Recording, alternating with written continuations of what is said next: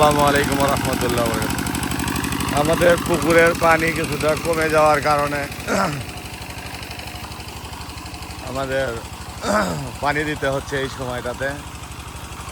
এখানে শিঙের পুকুর, এখানে দুঃখের বিষয় হলো আজকে আমাদের একটা শিঙের পুকুরে আমরা 6টা কাতলা দিচ্ছিলাম, আজকে নিয়ে 2টা মারা গেল। হয়তো পিএইচ বা অ্যামোনিয়ার কোনো প্রবলেম হয়েছে, এই কারণে আমরা পুকুরে পানি দিচ্ছি।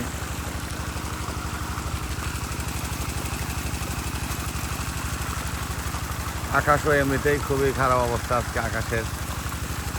অনেক জায়গায় খুব খারাপ খারাপ নিউজ শোনা যাচ্ছে আসলে, যে মানুষের মাছ মারা যাচ্ছে, অক্সিজেন ফল্ট হচ্ছে।